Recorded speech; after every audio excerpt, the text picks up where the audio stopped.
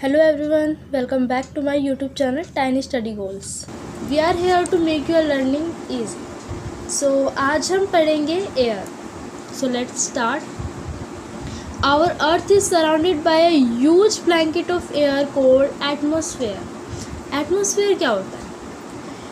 हमारी पृथ्वी चारों ओर से हवा से घिरी हुई है, उसे हम एटमॉस्फेयर कहते हैं. So this is a definition. Our earth is surrounded by a huge blanket of air called atmosphere.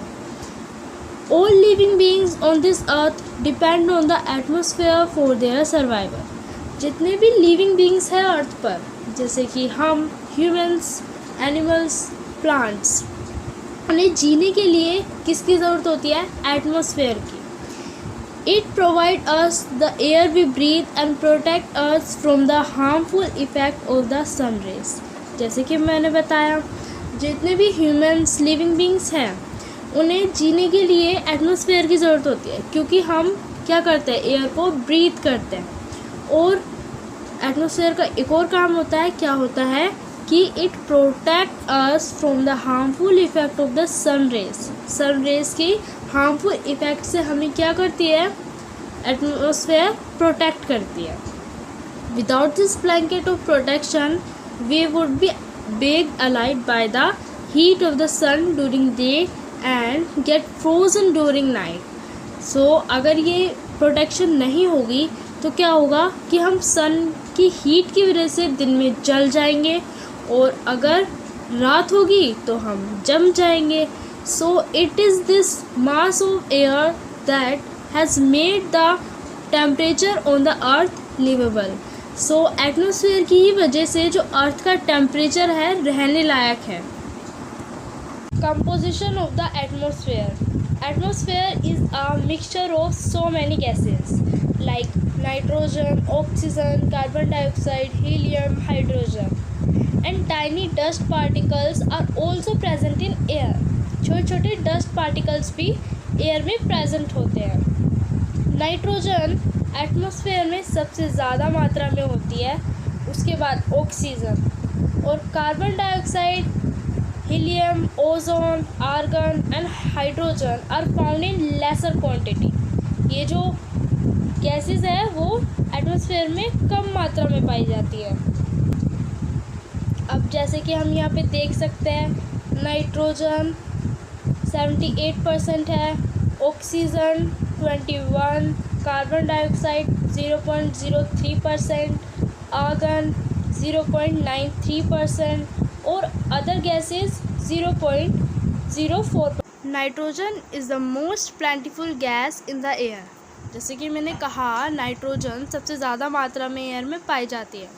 When we inhale, we take some amount of nitrogen into our lungs and exhale it. But plants need nitrogen for their survival. Plants को survive करने के लिए nitrogen की बहुत ज़रूरत होती है. But they cannot take nitrogen directly from the air. तो फिर आइए समझते हैं नाइट्रोजन कैसे प्लांट्स के फूड के रूप में यूज़ होता है. प्लांट्स के रूट में एक बैक्टीरिया पाया जाता है जो नाइट्रोजन की फॉर्म चेंज कर देता है, जिसे प्लांट्स फूड के सोर्स के रूप में यूज़ करते हैं. Oxygen is the second most प्लेंटिफुल gas in the air.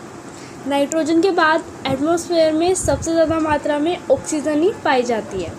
Humans and animals take oxygen from the air as they breathe. Humans और एनिमल्स को जीवित रहने के लिए ऑक्सीजन की ही ज़रूरत होती है, क्योंकि हम ऑक्सीजन को ही ब्रीथ करते हैं. Green plants produce oxygen during photosynthesis. जो प्लांट्स होते हैं फोटोसिंथेसिस के प्रोसेस से अपने लिए खाना बनाते हैं, तभी वो ऑक्सीजन को रिलीज़ करते हैं. Structure of the atmosphere.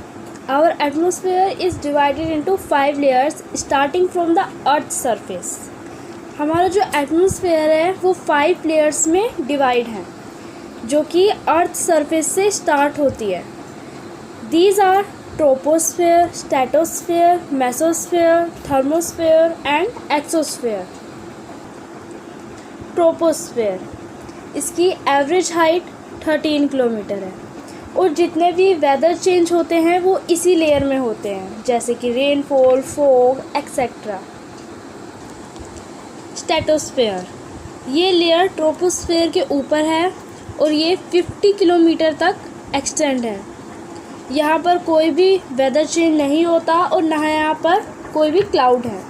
यहाँ पर एरोप्लेन उड़ाने के लिए बहुत अच्छी कंडीशन है। स्ट्रेटोस्फेयर का सबसे इम्पोर्टेंट फीचर यह है कि यहाँ पर एक ओजोन गैस की लेयर होती है जो हमें सन रेज की हार्मफुल इफेक्ट से प्रोटेक्ट करती है। मेसोस्फेयर, ये एटमॉस्फेयर की थर्ड लेयर है और ये स्ट्रेटोस्फेयर के ऊपर लाई करती है।